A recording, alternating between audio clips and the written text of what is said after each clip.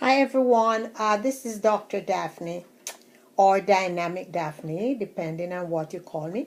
I'm coming to you today to do this video pertaining to the article I just wrote for my LinkedIn this week. And the article I wrote this week is 6 mistakes that will destroy your team's production. All right. So I'm just going to highlight the 6 points, and I encourage you to please read the article. And if you would be kind enough to leave me your comments and feedback, I would greatly appreciate it. Because the more you give me your feedback and your comments, the better writer I will become, and the more advantage I'll be adding to you. So, here are the 6 points that I cover. The first one is that the organization does not have a vision which includes the employee. I am sure you know about organization, that everything takes place at the top and it doesn't trickle down. So the people at the bottom and the middle has no say in what happens. And for that reason, they're just coming to work. And they're just watching the time to see when the next paycheck is. So they are there, just like occupying a space and not very productively. So that's the first point that will destroy the team's performance.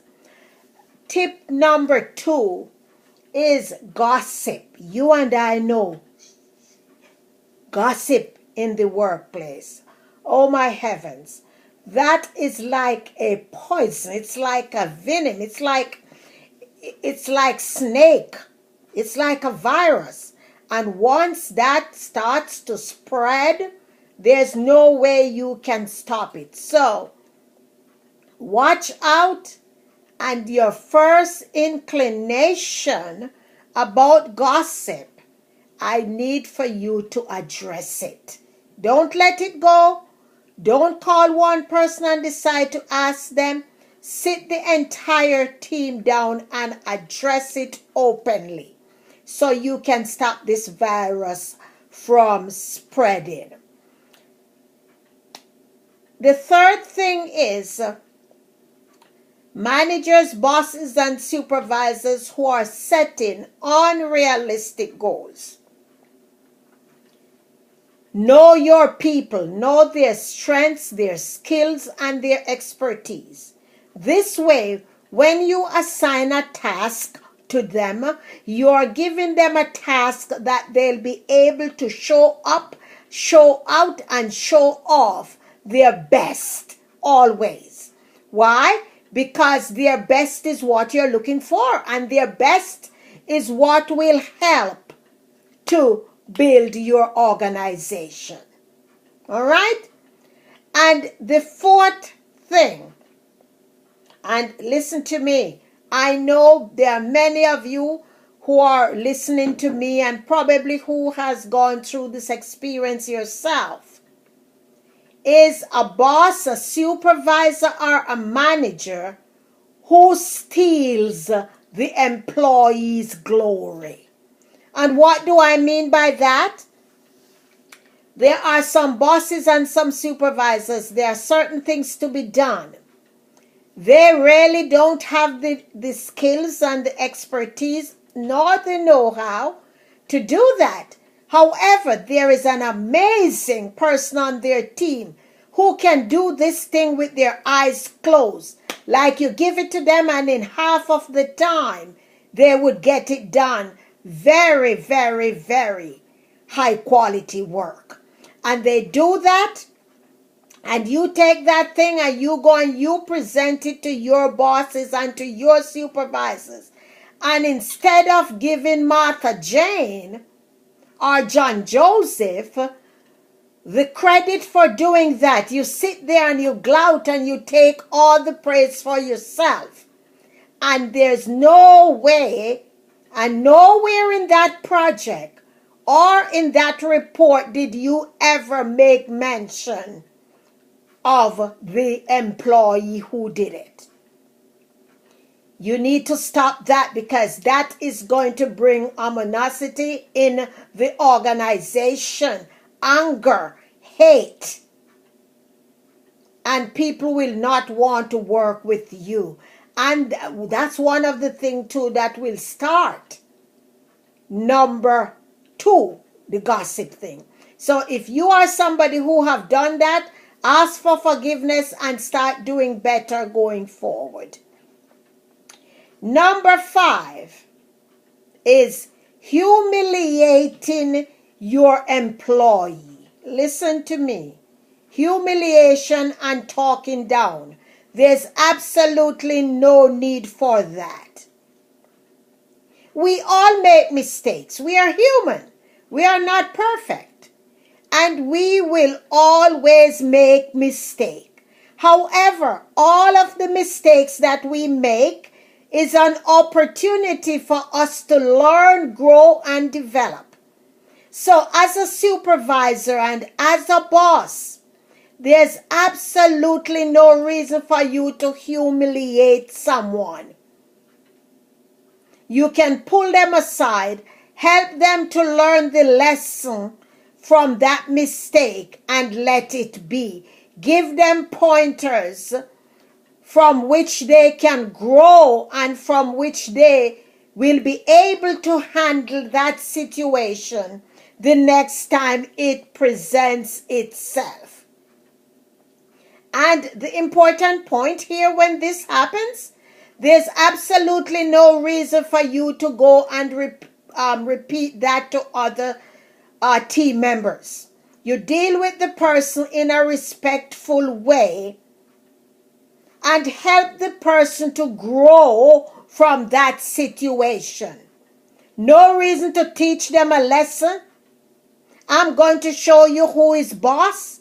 I'm going to show you who is in charge. No reason for that. There's absolutely no reason for you to say that to an employee. And the number 6 point is about bosses, supervisors, and managers who are playing favorites. Listen, a supervisor, a boss, and a manager, you must think of yourselves as a parent, because it doesn't matter how many children you have in your family. Each child is your favorite child. Once you begin to play favorites, it causes a lot of turmoil and conflicts in the family. So, when you're on the job in a managerial position, I want for you to see yourself as a parent. Not that I expect you to handle your staff member or team members as your children. But when it comes to the way that you're going to be handling the conflicts that arises there, you got to be 100 with the people. What do I mean by that? The way you treat one is the way you treat the other. The way you handle an issue with one person is the way you handle it, even across the board. You know each and every one of your employees, as I said before. Just like when you are giving them the goal, know the level of anxiety that each of your employee has and knows how to deal with them. Let me tell you, when you decide that you are going to be playing favorite, it is like a Russian roulette that you are playing with your life. I am serious about it. It's like a Russian roulette, because it will turn your organization upside down. All right? So again, the 6 points I'm covering in the article, it's having no vision for the organization, which includes the employees, gossiping in the organization, setting unrealistic goals and deadlines, stealing your employee or your staff's glory. Number 5, humiliating or speaking down to your employee. And number 6 is playing favorites. All right, so please leave me your comments and your remarks on my article and let me know whether or not you found any useful nuggets here. And for those of you who have not yet subscribed to my community, please do so. And go to DaphneClarke-HudsonEmpowers.com so you can be a very, very valuable part of my community and keep abreast of everything that is happening in my community. So, again, thank you for your time, and I look forward to seeing you on my next video. Love you. Bye now.